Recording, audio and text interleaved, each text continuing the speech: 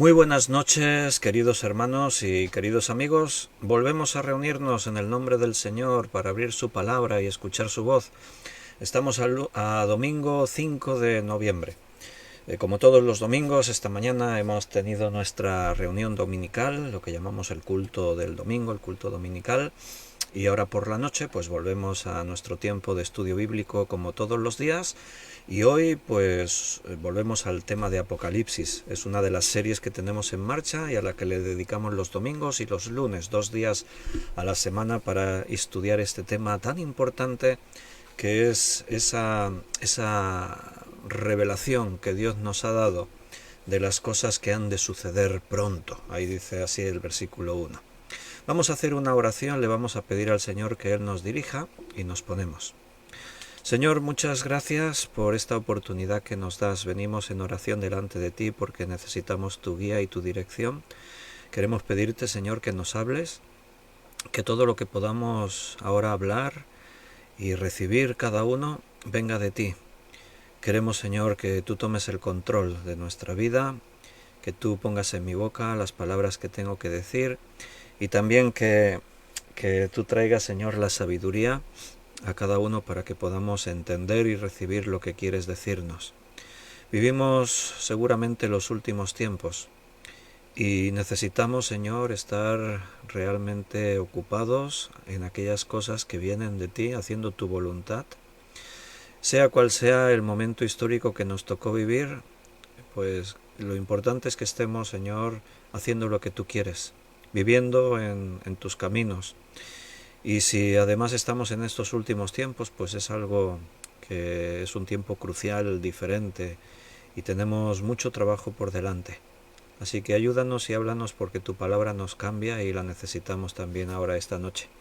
Bendice a todos mis hermanos, llénalos, Señor, con tu gracia y tu presencia, y ahí quedamos en tus manos pidiéndote esto en el nombre de nuestro Señor Jesús. Amén. Muy bien, queridos hermanos, pues vamos a ir rápidos, que después se nos pasa el tiempo muy rápido, y después tenemos por ahí a Brenda pidiéndonos más tiempo de estudio bíblico.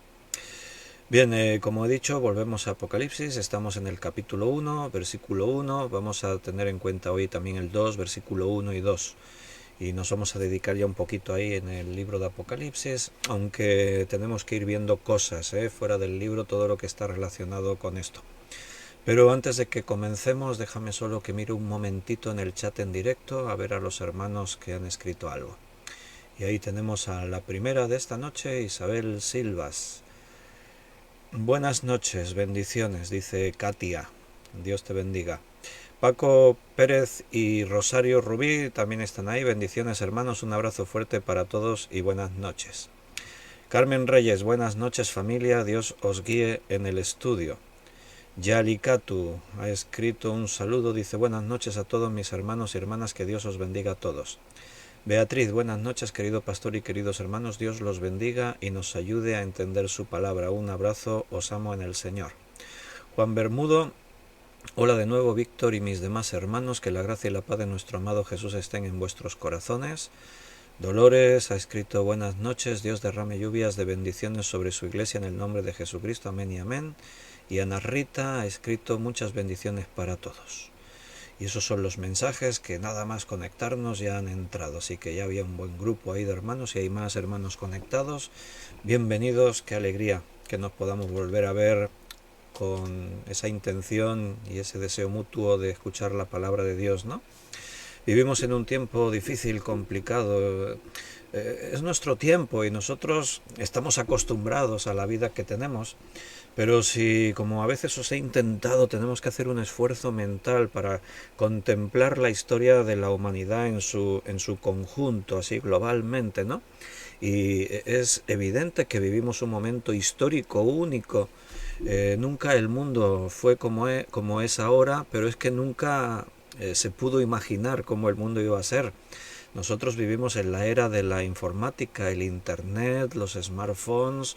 Estamos en un mundo totalmente distinto a lo anterior.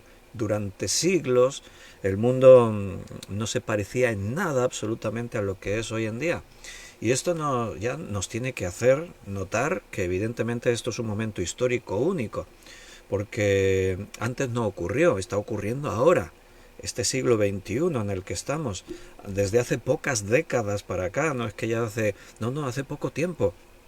Pero en el poco tiempo que llevamos en la era de la informática, el mundo se ha transformado totalmente, pero lo más desconcertante de todo eso no es donde estamos, sino lo que vendrá. O sea, el interrogante es ¿qué es lo que viene a continuación? ¿Qué es lo que va a suceder ya pronto, próximos meses, próximos años? O sea, no miramos a largo plazo, sino las expectativas son de un tiempo muy cercano. Ahora mismo vivimos, el tema del momento es la IA, inteligencia artificial. Y es el momento, es un momento de mucha expectación, es un momento así como muy, para algunos preocupante, para otros es emocionante porque abre grandísimas expectativas, pero antes pasó igual, en pocos años esa expectación y ese desconcierto lo teníamos en cuanto a Internet, como mencionábamos, a los smartphones, a todo lo que es ahora algo ya tan cotidiano para nosotros y que ha cambiado y ha revolucionado nuestro mundo. Pero ahora el tema del momento, porque estamos a las puertas y los avances son grandes y rápidos, es el tema de la inteligencia artificial. Pero quizás aquí hay ya un factor diferente a lo que ha ocurrido hasta ahora.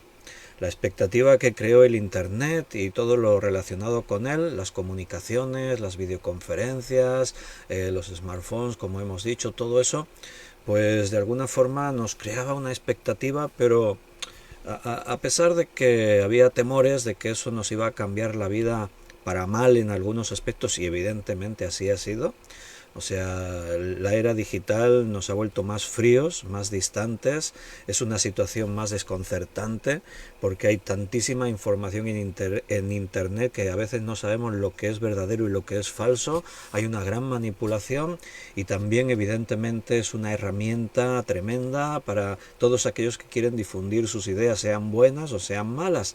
Nosotros estamos compartiendo la palabra de Dios y eso es bueno. Pero el mal supera a lo bueno en Internet. Solo tienes que buscar en el Google o ahora en el chat GPT o todos estos buscadores. Solo tienes que buscar o ver lo que la gente más busca. Y lo que la gente busca más no son cosas buenas, son cosas malas. Pero también damos gracias a Dios que a través de estos medios podemos difundir su palabra y podemos predicar así el Evangelio de esa manera, ¿no? Hay muchos temores en cuanto a la inteligencia artificial. La verdad es que yo mismo ya hace tiempo que me estoy preguntando a dónde nos va a llevar esto. Y lo hago con temor delante de Dios. O sea, hablo con Dios en oración y le pregunto, Señor, ¿hacia dónde vamos? ¿Qué va a surgir de todas estas cosas? Bueno, a nivel social y especialmente los expertos, hay muchos temores acerca de la inteligencia artificial. Temores que tienen que ver con evidencias ya muy gráficas de saber lo que viene, como que muchos profesionales van a quedarse sin trabajo por culpa de la IA.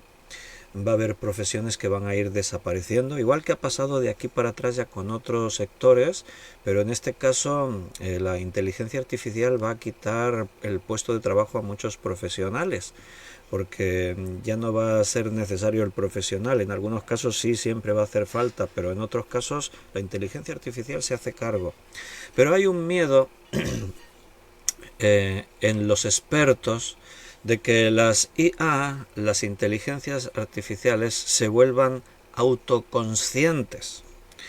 Y estos temores yo los he manifestado ya hace meses y algún año, cuando se comenzaba a mover todo el tema de la inteligencia artificial, y en conversaciones así con gente, todos me decían, no hombre, no, pero no hay temor de eso porque son máquinas y siempre hay humanos que las están programando y siempre las están... Y sí, perfecto, pero yo manifestaba esos temores. Y el tiempo me da la razón, porque ahora son los expertos los que manifiestan esos temores. El temor principal es que la IA se vuelva autoconsciente. Y en ese marco, un equipo de investigadores de la Universidad de Nueva York y de la Universidad Pompeu Fabra, de aquí, de Cataluña, de España, están estudiando cómo puede razonar una IA, y en el caso de que si razona, si puede razonar, se preguntan, ¿y lo podría hacer mejor que los humanos? Porque estamos entrando como en una especie de competencia. ¿Serán las IAs mejores que nosotros? Y ahí es donde existen esos temores. Bien, la prestigiosa revista académica Nature, seguramente habéis oído o lo habéis leído, ha publicado un artículo en el que se ha puesto de relieve la posibilidad que tiene la IA para aprender a razonar y aplicar lo que aprende a otros contextos del lenguaje. Es decir, en esta revista han publicado este artículo por expertos, evidentemente, que la IA sabe aplicar conocimientos y enlazarlos en otros contextos. Por ejemplo, hablando del mismo objeto, pero que está compuesto de otra manera o que sirve para otros fines. Lo que los expertos en psicología y neurología conocen como generalización compositiva. O sea, las máquinas, la IA, está empezando a utilizar recursos que siempre han sido propios de la mente humana y que no se habían podido imitar en el mundo de la informática. Entonces, los humanos, en principio, podríamos dominar esto sin problemas. O sea, hay gente que oye hablar de estas cosas que yo estoy diciendo y dicen, sí, no, pero es un alarmismo exagerado porque las máquinas están enchufadas, se pueden desenchufar y tal. Sí, pero eso no es tan simple. Tú no puedes desenchufar Internet. Tendrías que eliminar la energía eléctrica de todo el mundo y ¿cómo vivirías sin electricidad? O sea, los que lanzan estas voces al aire de preocupación no son neófitos como a veces podemos ser tú o yo, son expertos y desde hace tiempo se tiene muy en cuenta como incluso un factor de una posible extinción de la raza humana se tiene muy en cuenta a la inteligencia artificial. Dices, pero eso es de películas de Hollywood. Quiero recordarte que Hollywood a veces es una especie de experimento social en el que después las cosas que se contaron en Hollywood después se cumplieron. Yo solo te dejo eso así, no quiero asustar a nadie en esta noche, ¿no? Pero todos estos estudios que se están haciendo restan por ver si las inteligencias artificiales son capaces de hacer como nosotros, como las personas, de razonar, de llegar a tener autoconciencia. Esa es la mayor preocupación que existe hoy por hoy en este campo, en este sentido. Entonces, miembros de la Universidad de Nueva York y de la Universidad Pompeu Fabra se han puesto manos a la obra para determinar si esto puede funcionar realmente en una IA. Y lo que han descubierto es que el chat GPT en las versiones actuales puede y lo hace mucho mejor que los humanos. Es cierto que los humanos todavía pueden sacar algo de ventaja en la mayoría de los casos, pero en otros casos la IA supera a los humanos. Estamos hablando, recuerda, de la capacidad de aprender, razonar y aplicar lo que se aprende en otros contextos fuera del cual se te había programado a la inteligencia artificial. Entonces este aprendizaje, al contrario que en los humanos, es algo que se aprende y que los expertos han bautizado como metaaprendizaje compositivo.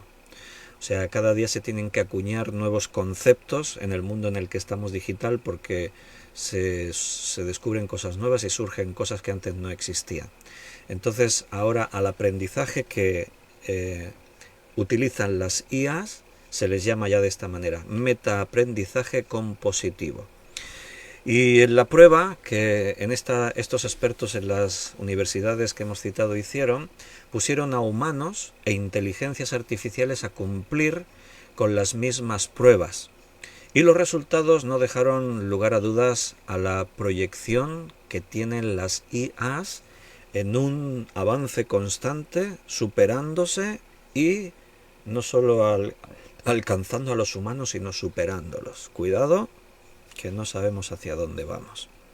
El estudio surgió porque se trata de responder una pregunta clara que todos se pueden hacer.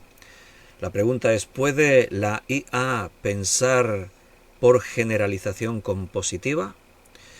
Y estos dos equipos de Nueva York y de Barcelona han llegado a una conclusión clara.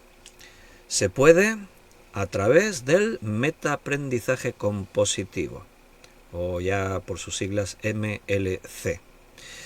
Entonces esta técnica puede superar con facilidad a la forma de razonar de los seres humanos. Sin embargo, si esto nos puede tranquilizar, se trata de una técnica que hay que enseñarle de forma directa a la IA. No lo adquiere de otra manera. Pero el caso es que se les enseña a hacer esto. O sea que no nos tranquiliza para nada. Dice, no, es que ellas no pueden aprender este sistema de aprendizaje si no se las programa para ello, pero el caso es que se las programa para eso. Entonces, la IA se comporta incluso mejor en muchos casos testeados que los humanos, pero es un perfil que además tiene un grandísimo margen de mejora, así que resulta que lo que hoy está ocurriendo no tiene nada que ver con lo que ocurrirá mañana. Esto va superando, va mejorando, va cambiando día tras día. Y los programadores, es cierto que ellos tienen que enseñarle a la IA a aprender esta forma de metaaprendizaje compositivo, pero claro, es que lo hacen.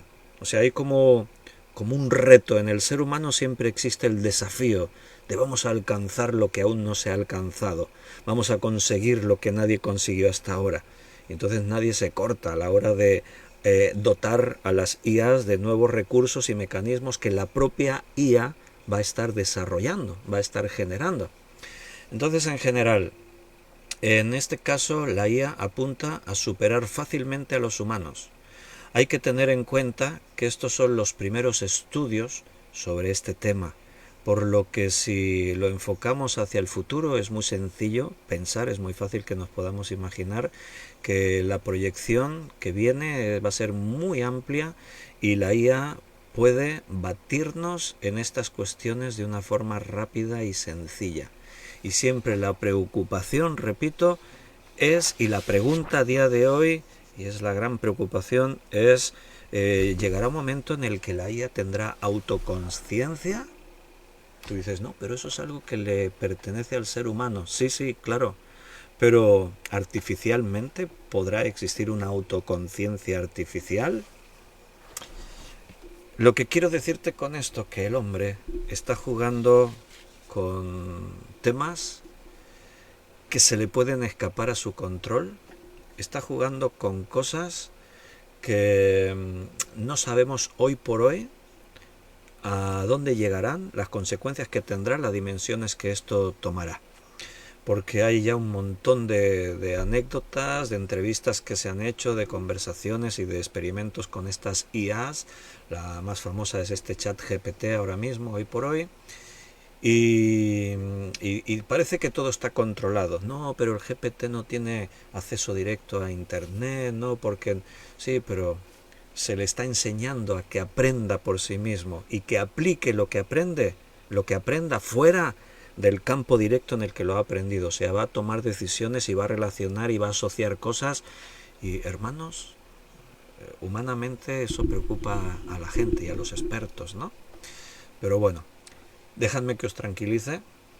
Así como dice allí en Mateo 24 y 25, Jesús habló de esas señales del fin y dijo, no os turbéis, estad tranquilos, porque estas cosas tienen que ocurrir. O sea, nada de lo que venga está fuera del conocimiento de Dios y del control de Dios. ¿Tienes temor acerca de lo que pueda pasar con las inteligencias artificiales? Bueno, sí, es normal que tengas temor sobre eso. Pero si eres cristiano y eres creyente en Dios y tienes fe en Dios, vas a estar tranquilo. Ahora, por otra parte, nos interesa todos estos temas. ¿Por qué? Porque yo soy el primero que me pregunto qué relación pueda tener la inteligencia artificial con cosas que Apocalipsis nos cuenta. ¿Qué relación puede tener todo esto con el propio anticristo? Sin duda, hoy están ocurriendo cosas que estaban escritas en Apocalipsis y que no se entendían por mucho tiempo. Por ejemplo, te pongo un ejemplo, cuando habla de que en Jerusalén habrá 2 testigos que estarán predicando el Evangelio de Cristo de día y de noche, estarán ahí predicando y el anticristo los va a tratar de matar, va a hacer guerra contra ellos, pero no va a poder. Durante 3 años y medio Dios no va a permitir. Dice que todo el mal que tratan de volcar sobre ellos se vuelve contra sus agresores. O sea, yo qué sé, para que te hagas una idea, si viene uno y le dispara una bala con su pistola, esa bala se viene contra él, contra el que disparó, por imaginarme, ¿no? Lo que dice ahí, lo que dice el texto. Y dice que todo el mundo estará pendiente de lo que pasa ahí en Jerusalén, con los 2 testigos. Y al cabo de los 3 años y medio, dice que Dios permitirá al anticristo hacer guerra con ellos y matarlos. Entonces todo el mundo está pendiente. Mira, hasta hace poco tiempo, hasta la era de los satélites, incluso después de los satélites, porque los primeros satélites tenían un alcance limitado, pero hoy en día, con la era del internet, podemos ver en directo lo que pasa en cualquier lugar del mundo en tiempo real. Yo a veces os he puesto el ejemplo. Por ejemplo, hay ahí una página web que está conectada 24 horas al día con las cámaras que hay en aquella plaza en Jerusalén donde está el Muro de los Lamentos. Entonces tú puedes ver a tiempo real, 24 horas al día, qué está ocurriendo en el Muro de las Lamentaciones en Jerusalén, por ejemplo. Pero hasta hace poco tiempo la gente se preguntaba, ¿y cómo todo el mundo puede ver lo que está ocurriendo en Jerusalén? Eso es imposible. Hubo una época en la que ni se podían imaginar lo que hoy estamos viviendo. Eso de poder ver en directo lo que está pasando en el otro lado del mundo, eso era inimaginable. Es que ni en la mejor historia de ciencia ficción se podían imaginar esas cosas. Lo que hoy estamos usando en nuestras manos, estos métodos que estamos utilizando, lo que yo estoy haciendo hoy, estoy predicando la palabra de Dios, y esto se puede visionar en cualquier parte del mundo. Ahí hay hermanos de Perú, de Argentina, de Chile, de México, de Ecuador, en Francia, en los Estados Unidos. Eso hace unos años, no hace tantos, unos años era impensable. Yo cuando era joven, si me explican todo esto, no lo hubiese entendido, me habría costado asimilar. Que yo un día estaré hablando en una cámara en mi casa y me estarán viendo en todo el mundo en tiempo real. Eso era difícil de comprender. Yo sé que ahora los jóvenes me escuchan y dicen, hombre, no es tan extraordinario, claro, porque nacieron con eso. Pero esto está ocurriendo desde hace pocos años para acá, antes no existía. Y en el mejor de los casos, esas películas que yo veía de joven, Star Trek, esas películas del espacio, ¿no? Que de pronto ahí aparecía el comandante de la nave, se ponía delante de una pantalla que estaba todavía en unos botones así de gordos y luces así, todo, y se ponía a hablar y se comunicaba con los que estaban en la Tierra, con los de la otra nave. Y tú estabas viendo eso, yo era joven y estaba viendo eso en casa, y a veces pensabas, qué imaginación tienen los que han hecho esta serie. Y dices, qué barbaridad, qué imaginación. Hubo un año en el que no existían ni las pantallas. Nuestros abuelos no sabían lo que era una pantalla. Cuando se inventó la televisión, que no hace tantos años, o sea, en tiempos de mi abuelo es cuando se inventó la televisión. Y mi abuelo se compró, ya era viejecito, y se compró la primera televisión en blanco y negro. No existían las televisiones en color. O sea, las pantallas no transmitían colores. Todo lo que veías eran tonos grises blancos y grises negros. Y un día estaban echando una película del oeste y los caballos por allí corriendo, y mi abuelo estaba ahí todo con una cara de preocupación, todo preocupado. Y cuando le dijimos, ¿pero qué te pasa? Porque estaba ya renegando, estaba hablando, estaba diciendo, ¿pero qué tienes? ¿Qué te pasa? Yo era un niño, me acuerdo que los mayores hablaban eso, ¿no? Y mi abuelo dice, pero, ¿no os dais cuenta? Me van a llenar toda la televisión por dentro de polvo, porque los caballos ahí estaban levantando una polvareda. Y él pensaba que eso estaba ocurriendo dentro de la televisión, todo ese polvo en la polvareda que había ahí, ¿no? O sea, cómo han cambiado las cosas en pocas décadas en el mundo en el que estamos. Por eso, hermanos, la previsión de lo que viene ahora mismo es inimaginable. Igual que algunos de nosotros no pudimos imaginar lo que hoy estaba ocurriendo, en lo bueno y en lo malo, no sabemos lo que va a ocurrir el año que viene, dentro de 2 años, es incalculable. Pero, repito, duerme tranquilo, porque todo está bajo el control de Dios. Dios sabe todas las cosas. Hoy nos vamos a centrar un poquito aquí en Apocalipsis, en el comienzo, pero mañana vamos a volver a reflexionar sobre un principio que creo que es muy importante y que está en Mateo 24-25 y en el contexto profético. Tenemos que, conforme vayamos estudiando Apocalipsis, tenemos que ir estableciendo bases de cómo se tiene que estudiar la profecía, qué es la profecía y qué cosas tenemos que entender. Así adelantándote un poquito y así os hago spoiler. El otro día alguien me estaba diciendo, es que nos estás haciendo spoiler constantemente, pero para bien, me dijeron. Ya, bueno, pues así os hago un poco de spoiler. Tenemos que entender que, por ejemplo, Mateo 24 y 25, ¿sabes qué es la respuesta más larga en la Biblia a una pregunta? O sea, la pregunta ¿cuál fue? Señor, ¿y cómo sabremos que es el tiempo del fin? ¿Qué señales habrá de tu venida y del fin del siglo? Dijeron ahí los apóstoles. Y Jesús les da esa respuesta que abarca todo el capítulo 24 y todo el capítulo 25. Es la respuesta más larga en la Biblia a una sola pregunta. ¿Y qué es lo que enseñó Jesús ahí? Pues enseñó todas esas señales acerca de su propio regreso. Él está hablando de sí mismo y de cuando yo voy a regresar. Pero ahí, mañana nos vamos a dedicar un poquito más a considerar todos los puntos de vista relacionados con eso. Porque si tú escuchas a maestros y lees comentarios sobre estos dos capítulos o sobre toda la profecía bíblica, vas a ver que hay un montón de opiniones distintas. Unos maestros creen, no, esto lo creen de una manera y otros lo creen de otra. Y claro, yo soy el primero como maestro, humilde, yo vengo ahí no pretendiendo ser un gran maestro, yo me miro y me veo tan sencillo que digo, yo no sé por qué estoy aquí enseñando todo esto, pero me considero poca cosa en ese sentido, pero confío en el Señor. Entonces, cuando yo vengo aquí a tratar de enseñar estas cosas, tengo mucho temor delante de Dios y le digo al Señor, Señor, y soy consciente que hay muchos puntos de vista sobre esto, y yo no quiero estar ahí enseñando mi punto de vista. Yo quiero entender la verdad y enseñar la verdad. Y soy consciente que puedo equivocarme y estar influenciado sobre lo que he aprendido y cómo lo he aprendido, pero precisamente pienso que ahí estamos en el camino correcto cuando hacemos el esfuerzo de desprendernos de nuestros propios prejuicios, de lo que ya me dijeron, es que a mí me lo enseñaron así. No, mira, a la profecía tenemos que venir con totalmente una disposición totalmente abierta. Tenemos que venir con las manos vacías. Señor, háblanos, llénanos tú. Tenemos que tener en cuenta todos los detalles, no quedarnos solamente mirando unas cosas.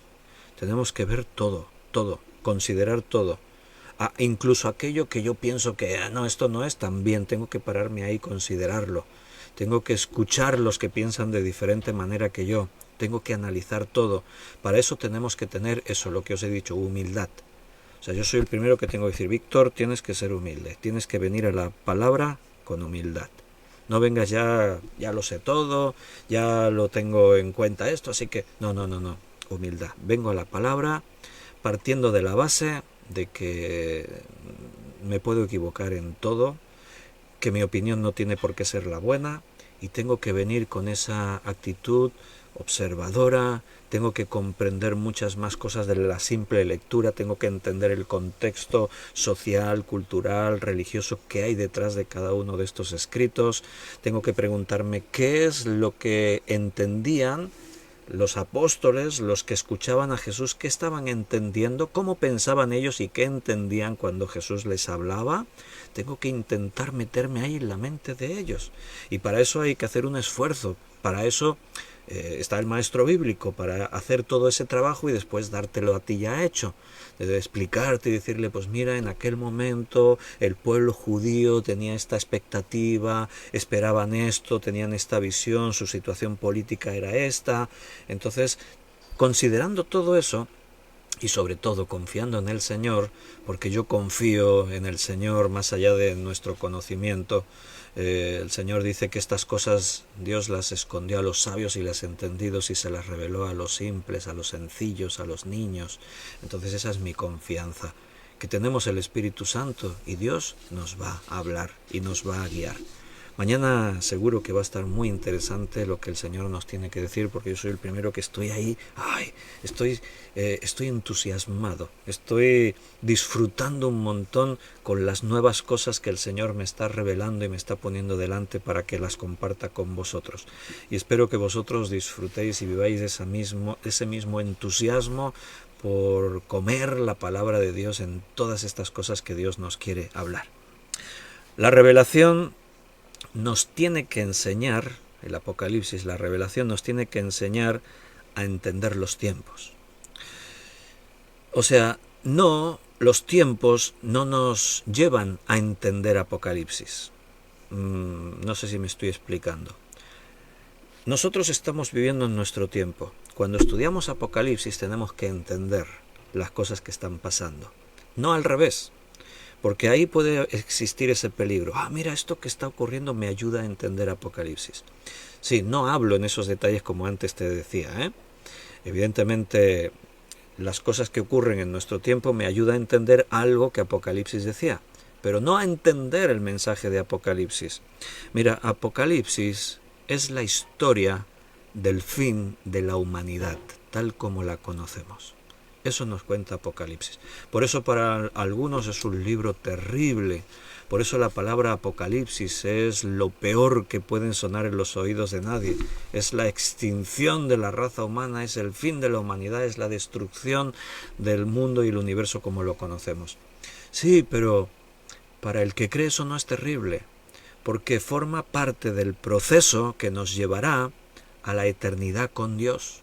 Todo eso forma parte del proceso por el cual un día estaremos con un cuerpo glorificado en una nueva creación donde ya no vamos a derramar más lágrimas ni vamos a experimentar más dolor, más sufrimiento, donde la presencia de Dios nos inundará con su completa paz y su luz será la que nos alumbre y tendremos capacidades y una dimensión distinta que ahora ni nos podemos imaginar.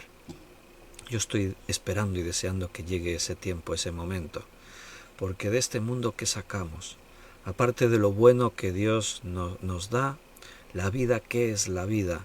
Es un montón de fracasos, frustraciones, algunos momentos buenos, ¿no? Felices, pero compensa, y aquellos que no tienen a Cristo y miran al fin de sus días como un sinsentido, la muerte es el fin y ya está. Apocalipsis nos cuenta, no os he dicho el fin de la humanidad como la conocemos, pero no es un punto y final, es un punto y seguido. Nos cuenta el fin de la humanidad como la conocemos y el comienzo de una nueva creación, el comienzo de nuestra vida, la vida eterna, donde estaremos por siempre, para siempre, haciendo qué, no sabemos todo, de hecho no sabemos casi nada, viviendo de qué manera, un gran misterio. Pero mira la vida que tenemos, ¿qué te parece? A pesar de todo lo malo, la gente se aferra a la vida, porque hay cosas hermosas en la vida, ¿verdad? Bueno, pues lo que venga, muchísimo mejor. Si esta vida te parece que vale la pena vivirla, la que viene supera con creces todo lo que podamos tener y entender en esta. Déjame que te muestre que Apocalipsis, ¿en qué orden de la Biblia aparece? De los libros de la Biblia, pues dices, es el último libro. ¿Y cuál es el primer libro de la Biblia? Génesis. Bueno, pues hay un contraste evidentemente interrelacionado entre Génesis y Apocalipsis. Contrasta, pero está relacionado. Por ejemplo, Génesis es el primer libro, Apocalipsis es el último. Génesis me habla de la creación del mundo. Apocalipsis me cuenta la destrucción del mundo. En Génesis aparece Satanás por primera vez en escena. En Apocalipsis se nos habla del fin de Satanás, de la destrucción de Satanás. Igualmente del pecado. En Génesis aparece el pecado por primera vez. En Apocalipsis el pecado va a desaparecer para siempre, por completo. En Génesis el hombre es quitado de la presencia de Dios. En Apocalipsis el hombre que cree va a volver a la presencia de Dios. Y así podríamos estar viendo toda una serie de cosas en ese contraste que separa todo ese intervalo de tiempo, desde la historia que nos cuenta Génesis a la que nos cuenta Apocalipsis. Eso es la historia de la humanidad. Y podemos ver que ahí hay un contraste. ¿De qué nos habla ese contraste? Del plan que Dios está desarrollando a través de los tiempos. Nuevamente volvemos al mismo punto. La revelación de Jesucristo que Dios le dio para manifestar a sus siervos las cosas que deben suceder pronto. Deben suceder cosas. Entonces Apocalipsis es un libro cerrado. No se va a añadir nada más a esta información. Y es un libro que está vetado a aquellos que no tienen el entendimiento necesario, aquellos que no tienen el Espíritu Santo. Si no tienes el Espíritu Santo, no vas a poder entender la mayoría de cosas que Apocalipsis nos cuenta. En estos versículos 1 y 2, he leído el 1, vamos a leer también el 2, vamos a leer los dos juntos. La revelación de Jesucristo que Dios le dio para manifestar a sus siervos las cosas que deben suceder pronto, y la declaró enviándola por medio de su ángel a su siervo Juan, que ha dado testimonio de la palabra de Dios y del testimonio de Jesucristo y de todas las cosas que ha visto. Jesús tiene ahora toda la revelación es suya, y él ha querido dar este mensaje a Juan a través de una visión. O sea, las cosas que ha visto. Dios le da una visión a Juan. Más adelante vamos a ir viendo que Juan es llevado al cielo. Esa es la primera parte del libro de Apocalipsis. Apocalipsis se divide en dos partes. La primera es la perspectiva de todo lo que está ocurriendo desde el cielo. Juan es llevado al cielo, no sabemos bien cómo, ni él mismo lo sabe, pero él está en el cielo y está viendo los acontecimientos desde esa perspectiva. Por eso él va a ver cosas que no sabe ni cómo explicarlas. Después los mismos acontecimientos los va a contar desde el punto de vista de la tierra, estando en la tierra. Y todo eso forma parte de esa visión que Dios le dio. Y esta visión está llena de símbolos, de signos y de ilustraciones que en muchos casos, como os decía antes, ni siquiera Juan era capaz de comprender. Había muchas cosas que eran indescriptibles para Juan. Juan se quedaba ahí con un reto tremendo porque tenía el Espíritu Santo.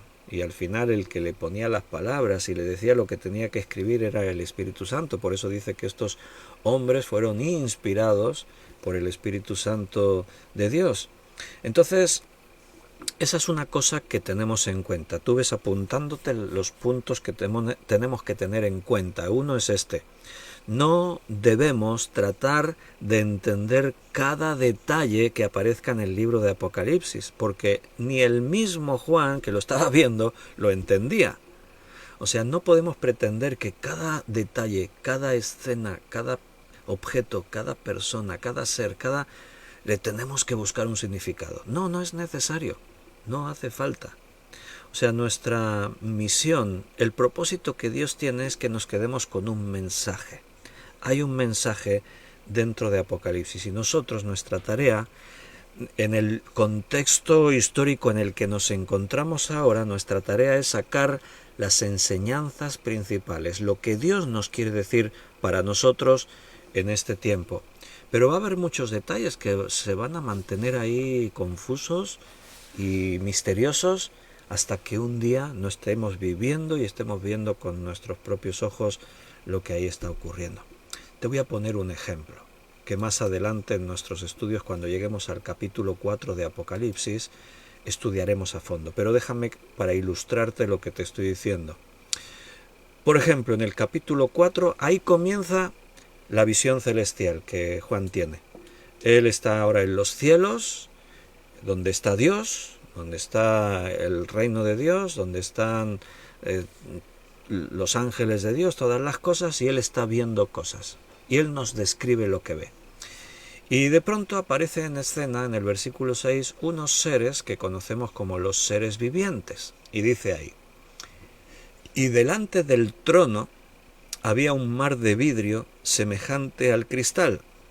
Vamos a ir notando conforme avanzamos en el estudio que lo que más aparece en Apocalipsis no son símbolos. La mayoría de gente dice es que Apocalipsis está llena de símbolos. Bueno, pues no es lo que más hay. Lo que más hay en Apocalipsis son símiles que se identifican por ese lenguaje, por esa forma gramatical de hablar. Y vi semejante, no era cristal, era semejante. Eso es un símil.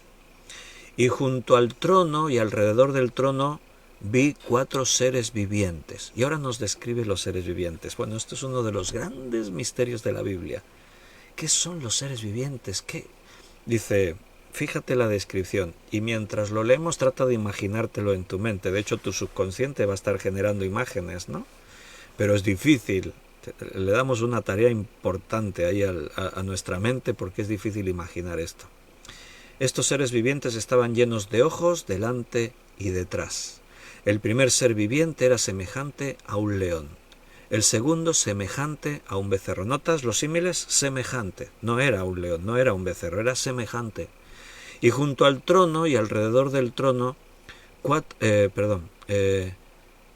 estoy en el versículo 7. Y el segundo semejante a un becerro. El tercero tenía rostro de hombre y el cuarto era semejante a un águila volando. Y los 4 seres vivientes tenían cada uno 6 alas, y alrededor y por dentro estaban llenos de ojos. ¿Has escuchado bien? Alrededor y por dentro estaban llenos de ojos, y no cesaban de día y de noche de decir: Santo, Santo, Santo, es el Señor Dios Todopoderoso, el que era, el que es y el que ha de venir. Y siempre que aquellos seres vivientes dan gloria y honra y acción de gracias al que está sentado en el trono, al que vive por los siglos de los siglos, amén, los 24 ancianos se postran delante del que está sentado en el trono y adoran al que vive por los siglos de los siglos, y echan sus coronas delante del trono. Y sigue ahí el texto. Entonces, mira, no podemos pretender entender todo lo que diga Apocalipsis en cada detalle. Vamos a sacar conclusiones por lo que dice ahí. Y si nunca escuchasteis estudios previos de Apocalipsis que hemos dado, o habéis leído interpretaciones de esto, mira, nosotros tenemos una perspectiva diferente a la mayoría de interpretaciones en este pasaje. ¿Y cómo hemos sacado esa conclusión? Leyendo y fijándonos en los detalles, sin añadir nada, solo lo que diga ahí Apocalipsis. Y eso nos lleva a ver cosas, pero también nos limita en cosas. Porque claro, no podemos imaginar lo que no dice. Dice, eso nos limita, sí, pero también evita que caigamos en el error. Porque si yo imagino, me puedo estar equivocando. Y no puedo hacer una ley de algo que yo me estoy imaginando. Entonces, sacaremos las enseñanzas principales, pero habrá muchos detalles que no vamos a entender, porque te digo, ni Juan estaba entendiendo todo lo que veía. En este caso tenemos, Ezequiel habló de lo mismo, y dices, hombre, ya genial, entonces ahí tenemos información añadida para entender quiénes eran los seres vivientes. Bueno, no sé si te va a ayudar a entender más así solo leyendo, pero fíjate lo que dice en Ezequiel capítulo 1, versículo 5, y en medio de ella la figura de 4 seres vivientes. Está hablando de lo mismo que vio Juan. Ezequiel lo vio muchos años antes. Dice, y esta era su apariencia. Había en ellos semejanza de hombre. Cada uno tenía 4 caras y 4 alas, y los pies de ellos eran derechos, y la planta de sus pies como planta de pie de becerro, y centelleaban a manera de bronce muy bruñido. Debajo de sus alas y de sus 4 lados tenían manos de hombre, y sus caras y sus alas por los 4 lados. Con las alas se juntaban el uno al otro, no se volvían cuando andaban, sino que cada uno caminaba derecho hacia adelante. Y el aspecto de sus caras era cara de hombre y cara de león al lado derecho de los 4, y cara de buey a la izquierda de los 4. Asimismo había en los 4 cara de águila. Así eran sus caras, y tenían sus alas extendidas por encima, cada uno dos, las cuales se juntaban y las otras dos cubrían sus cuerpos. Y cada uno caminaba derecho hacia adelante, hacia donde el Espíritu les movía que anduviesen. Andaban, y cuando andaban no se volvían. Cuanto a la semejanza de los seres vivientes, su aspecto era como de carbones de fuego encendidos, como visión de hachones encendidos que andaba entre los seres vivientes, y el fuego resplandecía, y del fuego salían relámpagos, y los seres vivientes corrían y se volvían a semejanza de relámpagos. Y bueno, y ahí sigue. Después ya no voy a seguir, pero empieza a hablar de las ruedas, dentro de ruedas, y que tenían ojos, y que, bueno, wow, ¿cómo os estáis quedando?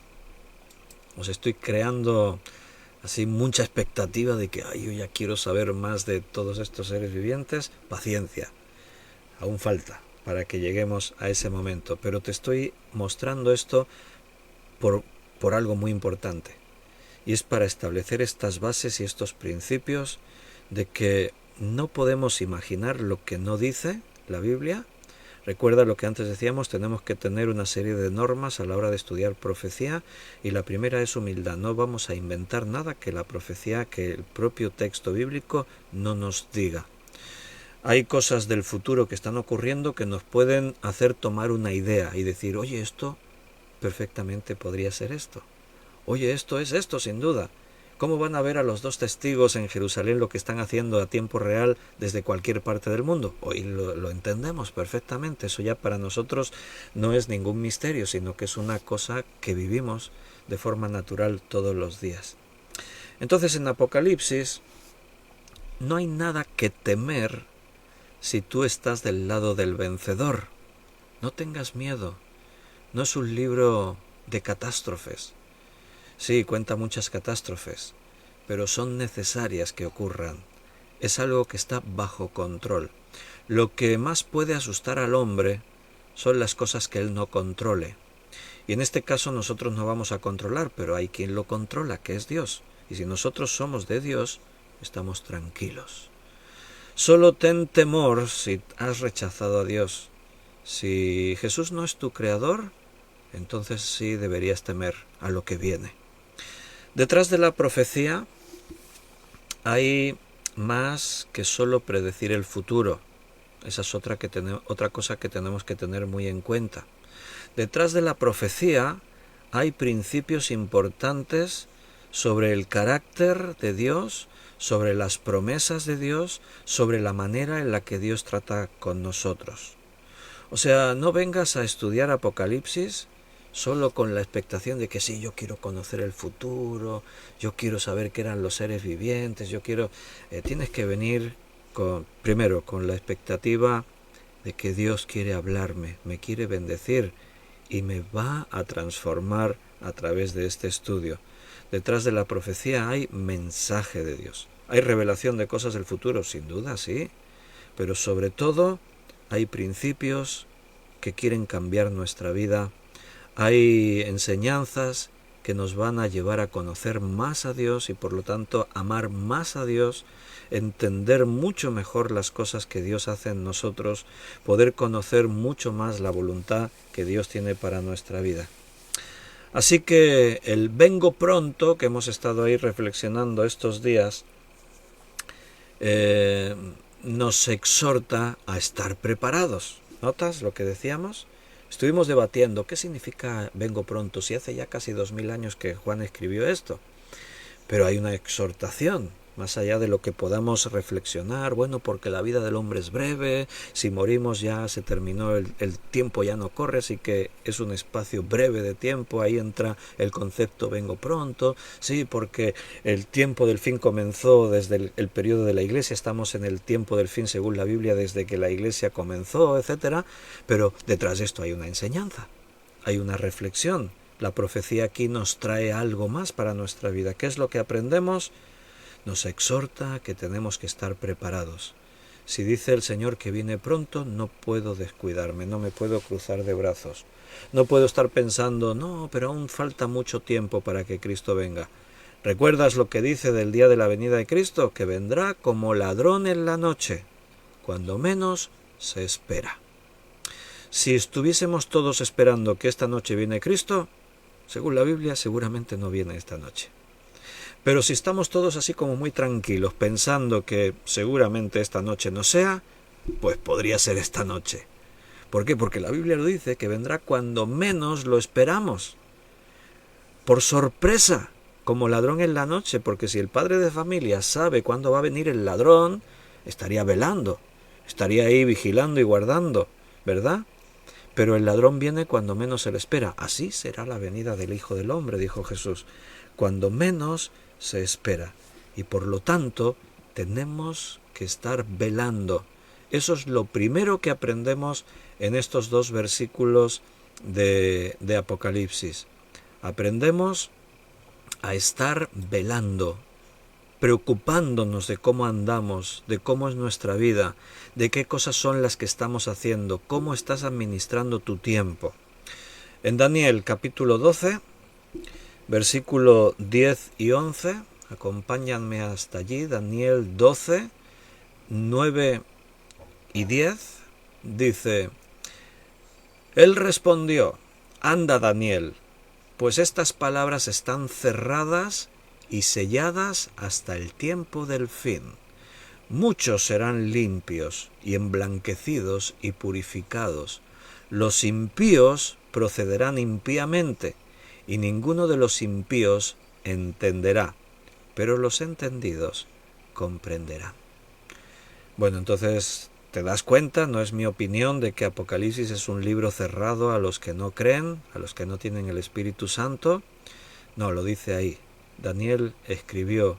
Mira, la profecía de Daniel está relacionada estrechamente con Apocalipsis. Como habéis visto, en Ezequiel hay cosas que tienen que ver, en Jeremías hay cosas que tienen que ver, en algunos de los profetas menores. O sea, el tema de Apocalipsis ya estaba en el Antiguo Testamento también. Y nuestro esfuerzo a la hora de estudiar Apocalipsis implica tener que ir constantemente al Antiguo Testamento, a todas estas profecías que se escribieron mucho tiempo antes, pero que tenían que ver con lo que va a ocurrir aún en un futuro que todavía no sucedió. Y entonces Daniel está hablando de esta profecía, y el Señor le dijo a Daniel: cierra las palabras en este libro. Estas palabras están cerradas y selladas hasta el tiempo del fin.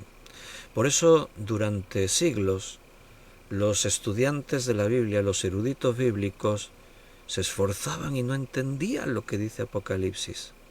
No es que nosotros ahora seamos más listos, es que tenemos más revelación.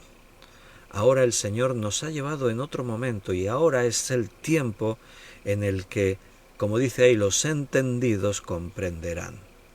Los impíos no van a entender. Muchos serán limpios. Está hablando de la salvación, está hablando del tiempo de la Iglesia, está hablando de que tenemos el Espíritu Santo. ¿Quiénes son los entendidos? Los que ahora tienen el Espíritu Santo. ¿Qué prometió Jesús cuando vino el Espíritu Santo sobre la Iglesia? En la promesa que Él hizo acerca de que vendría el Espíritu Santo, Jesús dijo: y recibiréis el Espíritu Santo, el Consolador, a quien el Padre enviará en mi nombre. Y dijo: Él os enseñará todas las cosas, Él os guiará a toda la verdad. Sin el Espíritu Santo estaríamos tan confundidos y tan perdidos como los antiguos, que no podían entender estas cosas, que seguían viniendo a la profecía de Daniel, a la profecía de Apocalipsis, y no entendían. Para ellos estaban cerradas esas palabras y selladas, porque aún no era el tiempo del fin. ¿Cuándo comenzó el tiempo del fin según la Biblia? A partir de Jesucristo, de su venida y el nacimiento de la Iglesia. Entonces, eso es lo que quiere decir Daniel: selladas hasta el tiempo del fin. ¿Cuándo comienza el tiempo del fin? El periodo que estamos viviendo tú y yo. Y en este tiempo, esas palabras han sido abiertas. Ya no están selladas, se han abierto para que podamos entender. ¿Por qué? Porque hemos recibido el Espíritu Santo. Y el Espíritu Santo nos enseña todas esas cosas que antes no podíamos entender, no podíamos llegar a deducir. Hay más libros de escatología en toda la cultura religiosa cristiana que otros temas. Si tú consideras todos los libros cristianos que se han escrito, te aseguro que hay mucha más literatura escatológica que de otros temas.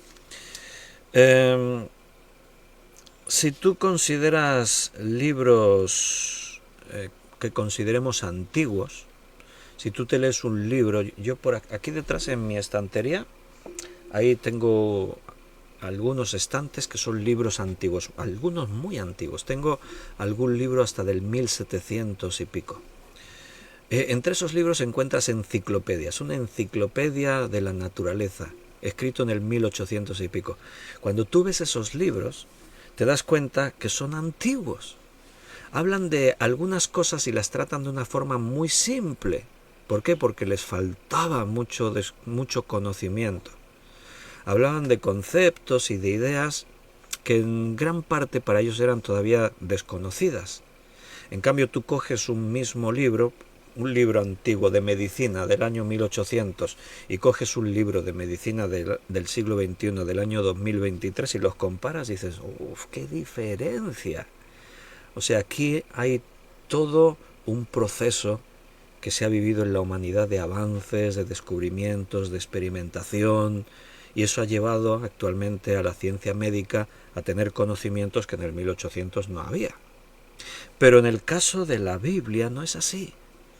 En el caso de la Biblia ocurre un fenómeno peculiar. Y es que resulta que cuando se escribieron, esas cosas eran igual de complejas que hoy, solo que no se entendían.